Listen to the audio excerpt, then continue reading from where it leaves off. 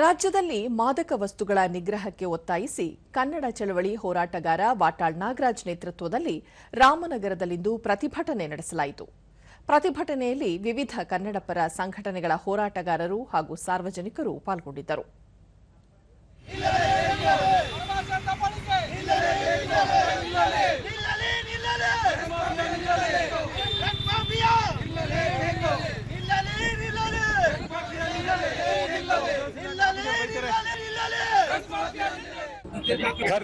ಬಳಿಕ ಸುದ್ದಿಗಾರರೊಂದಿಗೆ ವಾಟಾಳ್ ನಾಗರಾಜ್, ರಾಜ್ಯದಲ್ಲಿ ಪರಭಾಷಿಕರ ಸಂಖ್ಯೆ ಹೆಚ್ಚಳವಾಗಿದ್ದು ಕನ್ನಡಿಗರು ಅಲ್ಪಸಂಖ್ಯಾತರಾಗುವಂತಹ ಪರಿಸ್ಥಿತಿ ನಿರ್ಮಾಣವಾಗಿದೆ.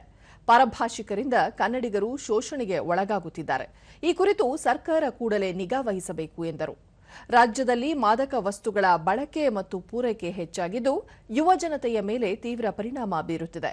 ಸರ್ಕಾರ ಮಾದಕ ವಸ್ತುಗಳ ಬಳಕೆಗೆ ಕಡಿವಾಣ ಹಾಕಬೇಕು ಎಂದು ಆಗ್ರಹಿಸಿದರು. ಕ್ರೈಮ್ ಬಹಳ ಜಾಸ್ತಿ ಆಗ್ತಾ ಇದೆ.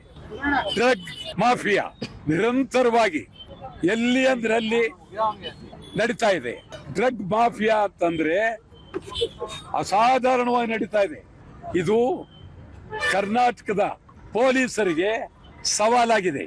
ಬೇರೆ ಬೇರೆ ದೇಶದಿಂದ ಮಾದಕ ವಸ್ತುಗಳನ್ನ ತೊರೆದು ಮಾರದು.